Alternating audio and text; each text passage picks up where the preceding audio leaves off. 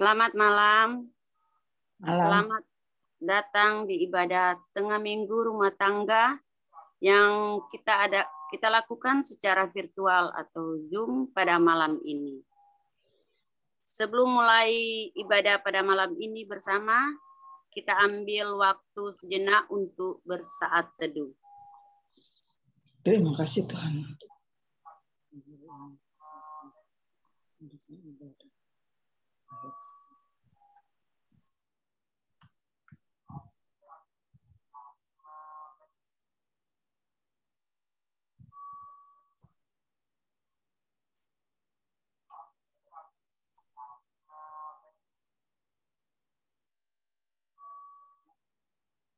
Sebelum kita menyanyi bersama PKJ 013 bait 1. Saya mohon perhatian seperti biasa diharapkan jemaat mematikan suara mic pada saat bernyanyi kecuali panggilan ibadah untuk berbalas-balasan. Kita menyanyi bersama-sama Kidung PKJ 013 ayat 1. Kita masuk rumahnya.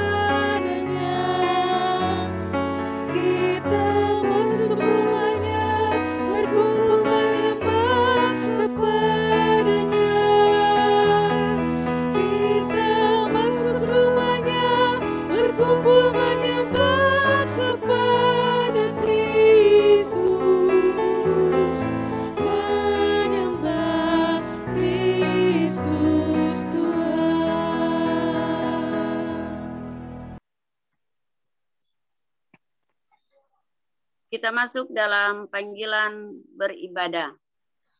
Seperti rusa yang merindukan sungai yang berair. Demikianlah jiwaku merindukan Engkau ya Allah. Jiwaku haus kepada Allah yang hidup. Bilakah aku boleh datang melihat Allah?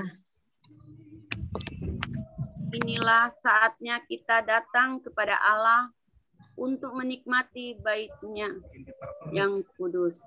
Amin.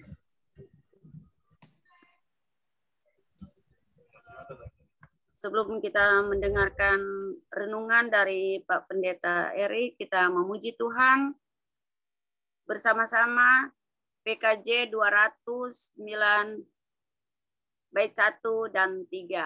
Kasih setiamu.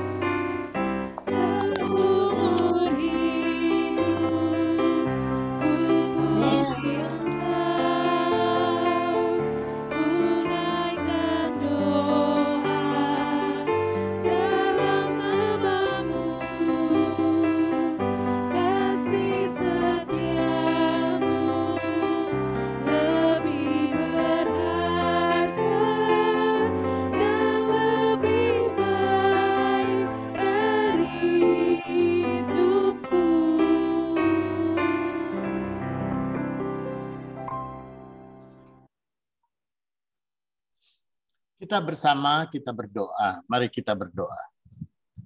Bapa di dalam sorga, kami hadir sungguh dalam kerendahan hati kami. Kiranya Tuhan yang menolong agar kami boleh merenungkan firman-Mu dan bahkan membuat firman itu boleh nyata dalam hidup kami. Kiranya Tuhan yang mengurapi hamba-Mu dan juga setiap kami, agar firman yang didengar boleh dengan sungguh bertumbuh dalam hati setiap kami. Dalam nama Yesus kami berdoa. Amin. Saudara, kita akan bersama membaca bagian dari Injil Yohanes pasal 3 ayat 14 sampai dengan ke-17. Injil Yohanes pasal 3 ayat 14 sampai dengan ke-17. Begini katanya. Dan sama seperti Musa meninggikan ular di padang gurun, demikian juga Anak Manusia harus ditinggikan, supaya setiap orang yang percaya kepadanya beroleh hidup yang kekal. Karena begitu besar kasih Allah akan dunia ini, sehingga Ia telah mengaruniakan anaknya yang tunggal, supaya setiap orang yang percaya kepadanya tidak binasa, melainkan beroleh hidup yang kekal. Saudara, demikian pembacaan Alkitab. Berbahagia mereka yang mendengarkan firman Tuhan dan memelihara di dalam kehidupannya. Bapak, Ibu, dan saudara-saudara yang kekasih di dalam Tuhan, kita tahu bahwa apa yang nyata dalam hidup kita, kita tentu membutuhkan sebuah karya keselamatan. Kita percaya bahwa kasih Tuhan itu pun jugalah yang membuat kita menjadi ada. Karena itu, saudara yang kekasih di dalam Tuhan, saya teringat kepada satu semboyan sebuah perusahaan. Ya, perusahaan dalam perbankan itu dia mengatakan, ya, mengatasi masalah tanpa masalah. Saudara, mengatasi masalah tanpa masalah sekarang menjadi pertanyaan, siapa di antara kita yang tidak punya masalah? Ya, kalaupun juga ini adalah lembaga keuangan, saudara, ketika orang punya masalah, mungkin mengatasi masalah tanpa masalah adalah sebuah cerita, sebuah isapan jempol. Kenapa? Karena di balik masalah-masalah yang dia hadapi, ketika dia pun juga meminjam uang, maka akan ada justru masalah baru. Beberapa waktu yang lalu, pinjol, namanya pinjaman online, sedang ditangkapi oleh pemerintah. Ya, lalu kemudian pinjaman online ini bukannya menolong benar-benar, tetapi menjadi sungguh-sungguh lintah darat yang kemudian menyiksa, menghabisi, dan bahkan tidak jarang juga ya membuat orang si peminjam itu menjadi sangat menderita. Karena itu, saudara yang kekasih di dalam Tuhan, mengatasi masalah tanpa masalah hanyalah sebuah kisah atau sebuah cerita kosong. Tetapi yang menjadi masalah pada saat ini, justru ketika kita berhadapan dengan masalah, maka mesti ada solusi. Mesti ada penyelesaian. Mesti ada sesuatu yang mampu mengatasi masalah. Karena itu, saudara, dalam bagian Alkitab yang kita baca, ini merupakan pergumulan dari Nikodemus. Ya, ketika Nikodemus ini pun juga lalu kemudian dia menghadapi masalah, bagaimana sebuah karya keselamatan dan keselamatan ini bisa terjadi di dalam hidup kita. Ya, bagaimana sebuah karya keselamatan itu pun juga lalu nyata bagi semua orang. Saudara, pada masa itu hampir semua konsep-konsep keagamaan, baik orang-orang Yahudi dan keagamaan Yahudi, maka semuanya sangat mengandalkan kepada perbuatan. Ya, di mana orang melakukan perbuatan baik, maka perbuatan baik akan diberkati dan perbuatan jahat akan dikutuk. Orang yang melakukan perbuatan baik, maka dia akan mendapatkan kehidupan yang kekal dan keselamatan. Tapi perbuatan jahat akan dibalas dengan ganjaran kejahatan juga, ataupun juga sesuatu yang menyiksa dia. Karena itu, saudara, itu hukum. Hukum pada waktu itu ya lex totalionis, ya. Mata ganti mata, gigi ganti gigi. Jadi kalau orang jahat melakukan kejahatan kepada orang, maka dia juga adalah wajar kalau dia dibalas, lalu kemudian dia mendapat balasan, juga adalah sesuai dengan perbuatannya. Tetapi hal itu, saudara, sulit sekali untuk dipikirkan bagi banyak orang. Bagaimana mungkin orang bisa selamat oleh karena perbuatannya sendiri? Bagaimana mungkin orang pun juga bisa selamat oleh karena tindakan-tindakan yang dilakukannya? Saudara, maka orang pun juga dia mengatakan dalam pemahaman iman, dalam konsep ya apa yang menjadi bagian dari rencana Tuhan, pada masa itu tidak mungkin manusia bisa selamat oleh karena perbuatannya. Tetapi, saudara, manusia hanya mungkin selamat dan diselamatkan hanya oleh karena kasih. Hanya oleh karena dia dikasihi dan dicintai. Karena itu, saudara, dalam ayatnya yang ke-16, ya, ayatnya yang ke-16 Tuhan Yesus mengatakan, karena begitu besar kasih Allah akan dunia ini. Jadi konsepnya adalah karena Allah mengasihi. Allah yang mencintai dan Allah yang mengasihi, inilah Allah yang tidak berkenan dan tidak memperkenankan manusia ini lalu kemudian mati oleh karena dosanya. Atau Tuhan tidak menghendaki manusia ini menderita oleh karena kesalahan-kesalahannya. Tuhan juga tidak pernah menghendaki bahwa kemudian manusia ini binasa oleh karena dosa-dosanya. Karena itu, saudara, konsep pemahaman teologi yang paling mendalam ketika itu adalah ketika kita memahami akan kasih Allah. Karena begitu besar kasih Allah akan dunia ini. Saudara, di dalam konsep Perjanjian Lama, kita mendengar kitab Ulangan pasal 6 misalnya. Ya, dikatakan, "Hai Israel, yaitu ketahuilah bahwa Allah kita adalah Allah yang Maha Esa. Karena itu kasihilah Tuhan Allahmu dengan segenap hati, dengan segenap jiwa, dan dengan segenap akal budimu." Dalam konsep Perjanjian Lama, maka kitalah yang harus mengasihi. Bagaimana Tuhan menyuruh kita untuk mengasihi Tuhan, mengasihi Allah dengan segenap hati, segenap jiwa, dan dengan segenap akal budi. Tetapi dalam Perjanjian Baru bukan hanya kita dipanggil untuk mengasihi Allah. Bukan hanya sekedar kita bagaimana kita pun juga harus mengasihi Allah dengan segenap hati, segenap jiwa, dan dengan segenap akal budi. Tetapi melalui firman Tuhan kita diajari juga bahwa Allah itu adalah Allah yang Maha Kasih. Allah itu juga adalah Allah yang mengasihi manusia.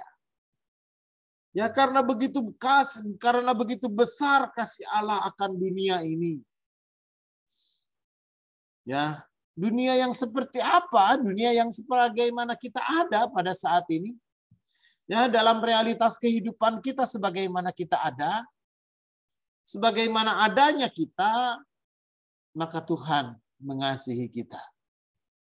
Karena itu, saudara yang kekasih di dalam Tuhan, mengapa Tuhan mengasihi kita tanpa syarat? Tuhan mencintai kita tanpa syarat bahwa kita harus saleh dulu, harus baik dulu, harus tobat dulu, enggak. Bagi Tuhan, karena begitu besar kasih Allah, maka Tuhan mengasihi kita sebagaimana kita ada. Ya, mengasihi akan dunia ini, dunia kosmos dan mikrokosmos. Dunia makro dan mikrokosmos ini adalah dunia yang kacau, dunia yang juga penuh dengan kejahatan, dunia juga yang melawan Tuhan, dunia yang tidak diperkenan oleh Tuhan. Tetapi apapun dunia yang jahat, sebagaimana jahatnya dunia ini, tetapi Tuhan tetap mengasihi. Karena begitu besar kasih Allah akan dunia ini. Tetapi dikasihi supaya apa, saudara? Dikasihi supaya kita beroleh keselamatan. Dikasihi supaya kita diubahkan. Ya, kehidupan kita yang menuju pada kematian lalu diubahkan menuju pada kehidupan. Karena itu saudara yang kekasih di dalam Tuhan, bagaimana buktinya Allah mengasihi? Maka ia mengaruniakan putranya. Saudara, dalam konsep mengaruniakan ini bukan berarti sama seperti saya punya anak lalu saya kasihin anaknya satu gitu. Bukan. Tetapi konsepnya itu adalah ketika firman itu menjadi daging dan firman itu menjadi manusia dan firman itu tinggal di antara manusia, ya, di tengah-tengah kita. Nah itu maka Allah sendiri di dalam Yesus Kristus, Allah sendiri yang melalui penyataan diri melalui Yesus Kristus itulah adalah Allah yang menyelamatkan. Karena itu saudara, beda konsep kita dengan tetangga. Ya, kalau orang lain Allahnya itu kudu dibela. Ya, Allah itu kudu dibela sehingga ada kelompok-kelompok yang membela agama. Ya, ada kelompok-kelompok yang membela Tuhan. Ada kelompok-kelompok yang membela nabi. Nah, kalau kita nggak perlu. Justru sebaliknya, karena begitu besar kasih Allah, maka Allah yang membela. Allah yang menyelamatkan. Allah yang menjagai, Allah yang melindungi, Allah yang memelihara, dan Allah yang menyelamatkan hidup setiap kita. Karena itu saudara yang kekasih di dalam Tuhan, hari Minggu nanti kita akan merayakan Minggu Advent yang pertama. Apa artinya Advent? Itu adalah kita boleh menyambut kedatangan Kristus. Kristus yang hadir adalah Allah yang hadir. Firman Allah yang menjadi manusia. Yang nyata di dalam Yesus Kristus, dialah yang menjadi penyelamat. Dialah yang menyelamatkan. Dialah yang menuntun, yang menjaga, dan yang memimpin kehidupan kita. Sehingga dialah juga yang memeliharakan kehidupan kita di saat ini dan selama-lamanya. Amin.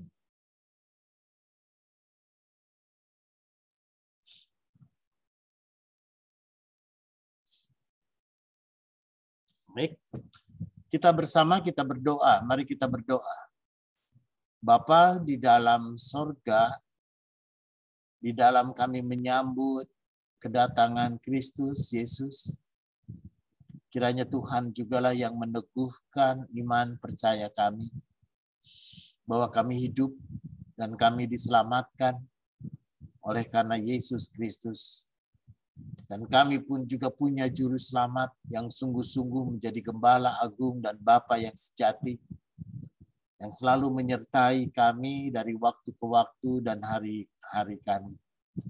Di tengah-tengah kelemahan tubuh, di tengah-tengah sakit dan penyakit, dan bahkan di tengah-tengah kerapuhan kami Tuhan, kami percaya Engkaulah yang menjadi sumber kekuatan.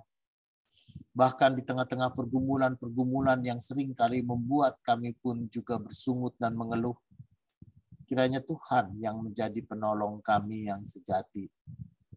Karena itu Bapa di sorga, Tuhan menyertai Ibu Bono, Tuhan menyertai Bapak Silitonga, Tuhan jugalah yang menyertai Pak Kastoyo, Tuhan jugalah yang menyertai Ibu Simamora, dan biarlah Tuhan juga yang menyertai saudara-saudara kami yang lain yang belum tersebut namanya. Agar di tengah-tengah kelemahan tubuh dan kerapuhan kami yakin, kami percaya bahwa kasih Tuhan boleh menaungi kami semua.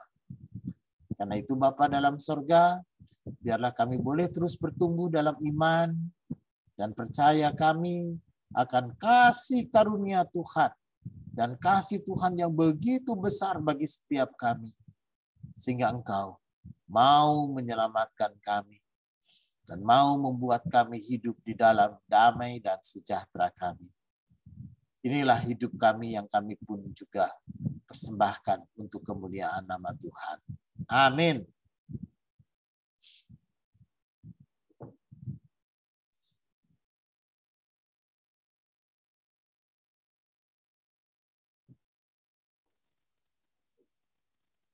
Jemaat Tuhan, kini saatnya kita menyatakan ungkapan syukur atas segala berkat yang Tuhan anugerahkan dalam kehidupan kita dengan mengingat firman-Nya dalam kitab Roma 12 ayat 1. Karena itu, saudara-saudara, demi kemurahan Allah, aku menasihatkan kamu supaya kamu mempersembahkan tubuhmu sebagai persembahan yang hidup, yang kudus, dan yang berkenan kepada Allah. Itu adalah ibadahmu yang sejati. Diberikan kesempatan kepada jemaat untuk memberikan persembahan segala ungkapan syukur penyertaan Tuhan dan upaya mendukung segala penata layanan di GKP Efata Cakung yang dapat dikumpulkan dan diserahkan di amplop yang dapat diserahkan pada kebaktian minggu atau ditransfer ke nomor rekening 633070860 atas nama Margareta semua. Mari kita memuji Tuhan dengan NKB 133 bait 1 dan 2. Syukur padamu ya Allah.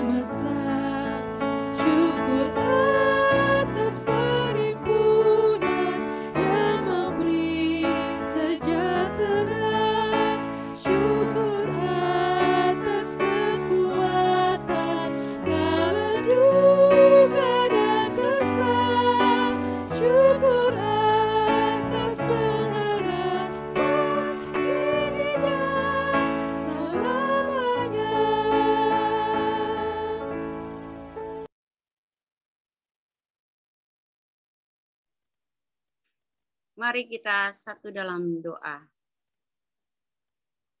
Tuhan yang Maha Pemurah, dalam kasih setiamu, Engkau telah memberkati dan mencukupi segala sesuatu yang telah kami butuhkan sesuai dengan keperluan yang Engkau pandang baik. Pada saat ini, sebagian dari apa yang Tuhan berikan pada kami persembahkan untuk pekerjaan di ladang Tuhan.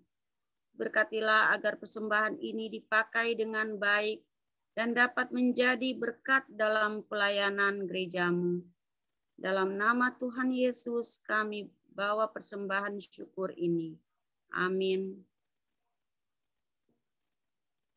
Kita memuji Tuhan dengan nyanyian penutup.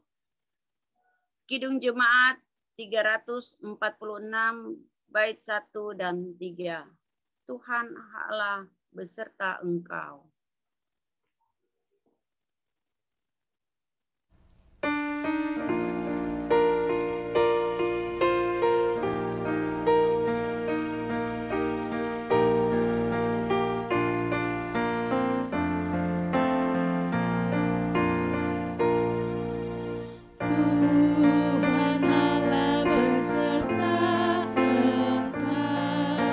Sampai bertemu kembali.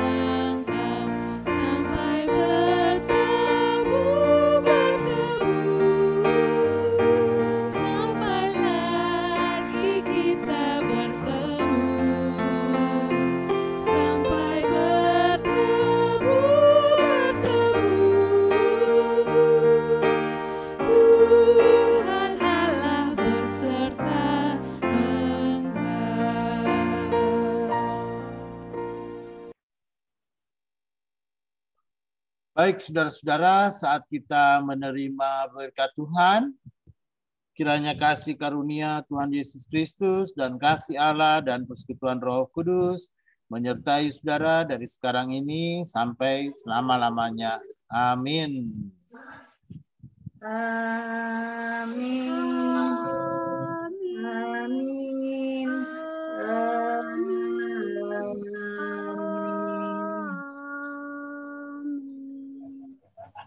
Ya, kebaktian selesai. Ibadah sudah selesai. Terima kasih Pak Pendeta dan Terima juga kasih. Bapak Ibu kasih, yang Pak sudah Pendeta. bergabung di Aduh, ibadah tengah minggu ini. semuanya. Sampai Amin. jumpa. Sama Ibu Meli, terima kasih Ibu Depan. Meli, Duta Barat. Terima kasih Pak Pendeta. Pak Calvin, Selamat Bu Rita, selamat malam. semua Bapak Ibu. Selamat.